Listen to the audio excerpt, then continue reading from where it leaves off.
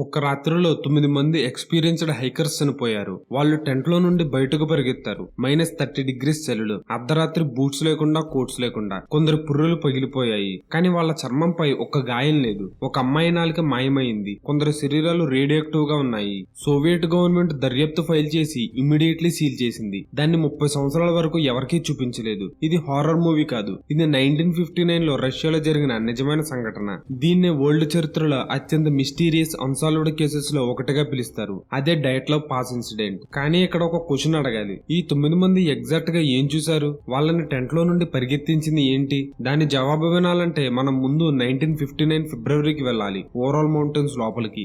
Igor డైట్లవ్ అనే 23 సంవత్సరాల engineering student oral polytechnic institute లో చదువుతున్నాడు. అతడు ఎక్స్పర్ట్ హైకర్, అనుభవం ఉన్న మౌంటైనీర్. అతనికి ఒక డ్రీమ్ ఉంది. వాటర్ టన్ అనే మౌంటైన్ పీక్ వరకు ట్రెక్ చేయటం. అది ఆ రోజుల్లో కేటగిరీ 3 ట్రెక్, అంటే రష్యాలో అత్యంత కష్టమైన ట్రెక్ గా పరిగణించేవారు. కానీ డాట్లవ్ భయపడే రకం కాదు. అతను తన యూనివర్సిటీ ఫ్రెండ్స్ తో కలిసి ఒక గ్రూప్ తయారు చేశాడు. ఆ గ్రూప్ లో 9 మంది ఉన్నారు. వాళ్ళందరూ ఎక్స్పీరియన్స్డ్, ట్రైన్డ్, ఫిజికల్లీ ఫిట్. వాళ్ళకి మౌంటైన్స్ అంటే ఏంటో బాగా తెలుసు. జనవరి 25, 1959 వాళ్ళు బయలుదేరారు. ప్రతిదీ ప్లాన్ చేసుకున్నారు. ఎంత ఫుడ్ తీసుకెళ్లాలి, ఏ రూట్ ఫాలో చేయాలి, ఎక్కడ మ్యాప్ చేయాలి అని. వాళ్ళు సరైన ఎక్విప్మెంట్ తీసుకెళ్లారు. ట్రెక్ మొదలైంది. నార్మల్ గా సాగింది. కానీ ఫిబ్రవరి 1 రాత్రి అన్ని ఆగిపోయాయి. వాళ్ళు కోలాట సాకిల్ అనే మౌంటైన్ స్లోప్ మీద క్యాంప్ చేశారు. ఆ పేరుకి మ్యాన్సీ లాంగ్వేజ్ లో డెడ్ మౌంటైన్ అనే అర్థం. అక్కడ లోకల్ మ్యాన్సీ ట్రైబ్ వాళ్ళు ఆ మౌంటైన్ ని పవిత్రమైనదిగా భావించేవారు. అక్కడికి వెళ్లటం మంచిది కాదని చెప్పేవారు. కానీ డాట్లో గ్రూప్ అవన్నీ సూపర్స్టిషన్స్ గా తీసుకున్నారు. టెంట్ వేశారు, డిన్నర్ తిన్నారు,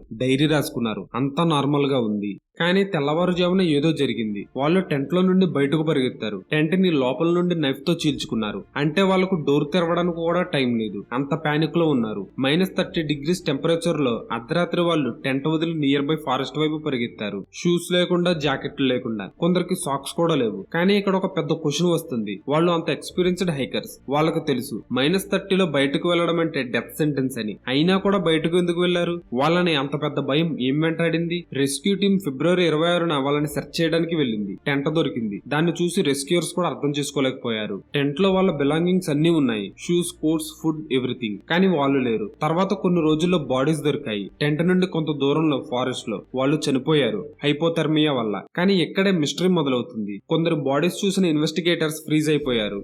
ఎందుకంటే లుడ్మిలా డుబినైనా అనే అమ్మాయికి నాలుకో కళ్ళు లేవు, పూర్తిగా మిస్సింగ్. కొందరికి పుర్రెలు పగిలిపోయి ఉన్నాయి, రిబ్స్ విరిగాయి. కానీ స్కిన్ మీద ఒక గాయం లేదు. అంటే ఆ ఫోర్స్ లోపల నుండి వచ్చింది, బయట నుండి కాదు. డాక్టర్స్ చెప్పారు ఆ ఇంజురీస్ కి ఈక్విలెంట్ గా ఒక మనిషిని కార్ యాక్సిడెంట్ లో క్రష్ చేసినంత ఫోర్స్ అవసరమని. కానీ అసాల్ట్ చేసిన దాఖలాలు లేవు, వెపన్స్ లేవు, స్ట్రగుల్ జరిగిన సైన్స్ లేవు. అంతేకాదు గైగర్ కౌంటర్ అనే రేడియేషన్ పరికరంతో కొందరు దుస్తులు చెక్ చేసినప్పుడు అవి రేడియో యాక్టివ్ గా ఉన్నాయి. కానీ సైంటిస్టులు ఇక్కడ షాక్ అయ్యారు. ఆ రాత్రి అక్కడ ఎగ్జాక్ట్ గా ఏం జరిగిందో ఎక్స్ప్లెయిన్ చేయగల సింగిల్ థియరీ లేదు. సోవియట్ గవర్నమెంట్ దర్యాప్తు చేసింది. ఫైనల్ కన్క్లూజన్ ఏంటో తెలుసా? అన్నోన్ కాంపలింగ్ ఫోర్స్ వల్ల మరణమని రాశారు. అంతే. ఫైల్ సీల్ చేసి క్లాసిఫైడ్ చేసి పెట్టారు. దానికి కారణం ఏంటో ఎవరికీ అర్థం కాలేదు. దీంతో థియరీస్ మొదలయ్యాయి.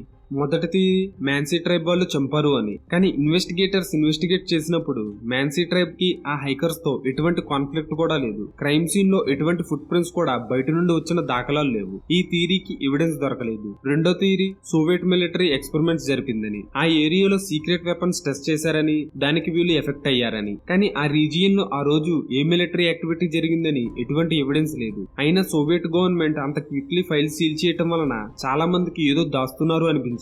ఇది మూడో థియరీకి దారి తీసింది. అదే యుఎఫ్ఓ. కొందరు విట్నెసెస్ చెప్పారు ఆ రాత్రి ఆ రీజియన్ లో స్ట్రేంజ్ లైట్స్ చూశారని. అవి ఏలియన్ స్పేస్ క్రాఫ్ట్స్ అయి ఉండొచ్చు అని. దీనికి కూడా కాంక్రీట్ ప్రూఫ్ లేదు. కానీ ఈ థియరీ ఇంటర్నెట్ లో వైరల్ అయింది. కానీ స్టోరీ ఇక్కడతో అయిపోలేదు.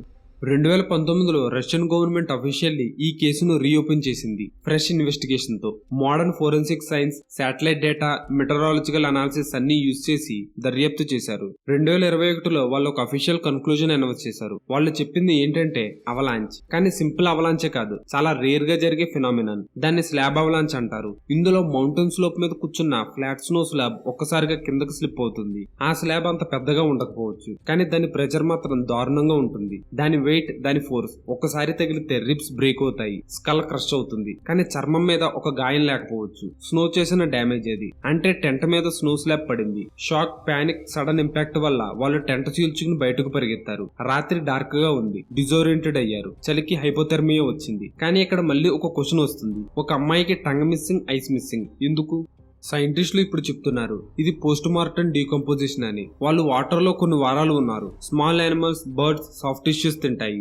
ఐస్, టంగ్, లిప్స్ ఇవి సాఫ్ట్ టిష్యూస్ కాబట్టి ముందు డిసపియర్ అయ్యాయి. ఇది డిస్టర్బింగ్ గా అనిపించవచ్చు, కానీ సైంటిఫికల్లీ ఇది ఎక్స్ప్లెయినబుల్. ఇక రేడియో యాక్టివిటీ గురించి అయితే గ్రూప్ లో ఒకడు న్యూక్లియర్ ప్లాంట్ లో పనిచేసేవాడు. అతని దుస్తులకి నేచురల్లీ లో లెవెల్ రేడియో యాక్టివిటీ ఉండి ఉంటుంది. అది మిగిలిన వాళ్లకు ట్రాన్స్ఫర్ అయి ఉంటుంది. స్లాబ్ అవలాంచే థియరీ అన్నిటికీ ఆన్సర్ చెప్తుందా అని సైంటిస్టులను అడిగారు. వాళ్ళు చెప్పారు కంప్లీట్లీ కాదు అని. కానీ ఇది అత్యంత ప్లాసిబుల్ ఎక్స్ప్లెనేషన్, ఎవిడెన్స్ కి అలానే ఎక్స్ప్లెనేషన్. కానీ ఒక క్వశ్చన్ మాత్రం ఇంకా నిలబడి ఉంది. ఆ రాత్రి స్కైలో కనిపించిన స్ట్రేంజ్ లైట్స్ ఏంటి? విట్నెసెస్ చెప్పిన లైట్స్ ని ఎక్స్ప్లెయిన్ చేయడానికి కొందరు సైంటిస్టులు ఒక థియరీ చెప్పారు. స్లాబ్ అవలాంచ్ జరిగినప్పుడు స్నో క్రిస్టల్స్ మధ్య ఫ్రిక్షన్ వల్ల ఎలక్ట్రోస్టాటిక్ డిశ్చార్జ్ జరుగుతుంది. అది స్కైలో గ్లోయింగ్ లైట్స్ గా కనిపించవచ్చు. దీన్ని ట్రైబోలోమినిసెన్స్ అంటారు. సింపుల్ గా చెప్పాలంటే స్నో మధ్య రాపిడి వల్ల లైట్ ప్రొడ్యూస్ అవుతుంది. ఈ అవలాంచే థియరీని యూనివర్సిటీ ఆఫ్ ఒటావా ఫిజిక్స్ స్టడీలో ప్రపోజ్ చేశారు. ఇది ప్రూవ్ అయిందా అంటే పూర్తిగా కాదు, కానీ ఇది possible. Dyatlov Pass incident mystery ఇప్పటికీ 100% సాల్వ్ కాలేదు. రష్యన్ గవర్నమెంట్ స్లాబ్ అవలాంచే థియరీని యాక్సెప్ట్ చేసింది, కానీ ఆ థియరీని బిలీవ్ చేయని ఇన్వెస్టిగేటర్స్, రీసెర్చర్స్ ఇంకా ఉన్నారు. ఎందుకంటే ఆ స్లాప్ లో అవలాంచే జరగడానికి సఫిషియెంట్ గ్రేడియంట్ లేదని కొందరు ఆర్గ్యూ చేస్తున్నారు. టెంట్ దగ్గర snow disturbance patterns, original investigators చెప్పిన డీటెయిల్స్ అన్ని పర్ఫెక్ట్లీ ఫిట్ కావడం లేదు. అండ్ ఇంకో విషయం ఏంటంటే నిజంగా ఒక అవలాంచే టెంట్ మీద పడి వాళ్ళకు స్కల్స్, రిబ్స్ క్రష్ అయితే వాళ్ళు టెంట్ లోపల చనిపోయి ఉండాలి. కానీ వాళ్ళు పగిలిన పుర్రుతో, విరిగిన ఎముకలతో టెంట చీల్చుకుని దూరంగా ఎందుకు వెళ్లి చనిపోయారు? అంటే అక్కడ ఏదో మిస్టీరియస్ గా జరిగింది. రష్యా గవర్నమెంట్ దానిని దాచింది. కానీ ఇప్పటికీ చాలా మంది అక్కడ ఏం జరిగింది అని రష్యా గవర్నమెంట్ ని క్వశ్చన్ చేస్తున్నారు, డిస్కషన్స్ చేస్తున్నారు. సో వీటన్నిటికీ ఫుల్ స్టాప్ పెట్టేందుకు 62 సంవత్సరాల తర్వాత రష్యా గవర్నమెంట్ ఫేక్ కన్క్లూజన్ ఇచ్చింది. ఇక్కడ మనకి ఒక గొప్ప ట్రూత్ అర్థమవుతుంది. నేచర్ అనేది మనం అనుకున్న దానికంటే చాలా అన్ప్రెడిక్టబుల్. యుగోర్ డైట్లవ్, అతని టీం వాళ్ళు కవర్డ్స్ కాదు, కేర్లెస్ కాదు. వాళ్ళు ట్రైన్డ్, ఎక్స్పీరియన్స్డ్, స్మార్ట్ పీపుల్. కానీ ఒక రాత్రి ఒక అన్ఎక్స్పెక్టెడ్ ఈవెంట్ అన్నీ మార్చేసింది.